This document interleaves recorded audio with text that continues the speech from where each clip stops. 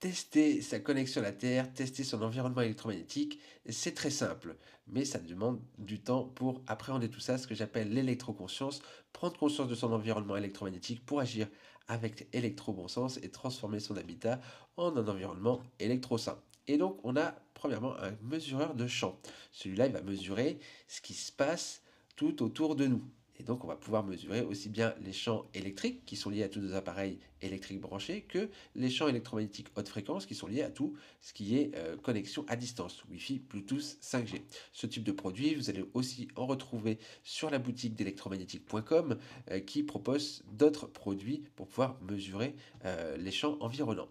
Le testeur de, le testeur de tension induite, c'est mon jouet favori parce qu'il va permettre de mesurer la tension induite dans le corps, dans l'environnement électrique. Et ça, c'est vraiment quelque chose qu'on va pouvoir utiliser très facilement pour voir notamment le fait que notre matériel de connexion à la Terre fonctionne, puisque quand on est connecté à la Terre, le potentiel du corps est à 0 volt, et on va fréquemment mesurer des tensions au-delà de 1 volt, 2 volts, 3 volts dans certaines parties de la maison dans laquelle on est en statique, et là, ça va nous permettre de pouvoir agir, de débrancher, d'éloigner les appareils qui peuvent nous polluer, et c'est donc ce qui se passe dans le corps qui va pouvoir être mesuré.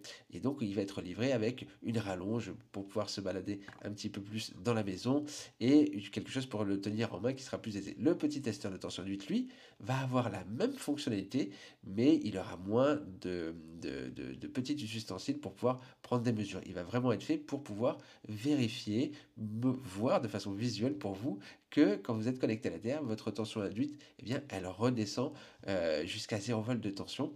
Et ça permet de contrôler que son matériel fonctionne bien et que sa prise est bien reliée à la Terre. Le testeur de continuité, lui, il s'utilise plus simplement, puisque c'est juste une petite lumière qui va s'allumer quand on va pouvoir voir que la connexion se fait. On doit d'abord vérifier au préalable que sa prise est bien reliée à la Terre, avec le testeur de prise, qui est très facile à utiliser, avec un petit code couleur. On met ça dans la prise, et ça va nous dire, voilà, deux boutons verts, il y a la Terre, un bouton vert, un bouton rouge, la phase et le neutre sont inversés, pas de problème, ça veut dire que le fil rouge et le fil bleu sont inversés, ça ne pose aucun problème.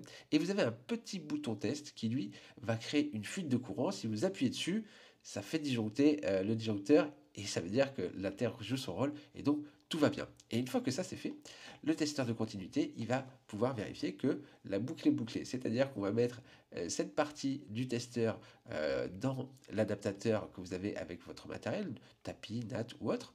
Et quand vous allez toucher, il y a une petite pastille métallique derrière, il y a une vidéo qui est faite pour expliquer, mais il y a une petite pastille, vous mettez votre doigt derrière, et quand vous touchez la natte, eh bien la boucle est bouclée, vous êtes conducteur, et donc la petite lumière s'allume. C'est vraiment fait pour montrer ça. On peut aussi s'en servir pour montrer qu'à l'extérieur, quand on a des chaussures de connexion à la Terre, quand on est pieds nus, quand on touche un arbre, eh bien la connexion aussi se fait.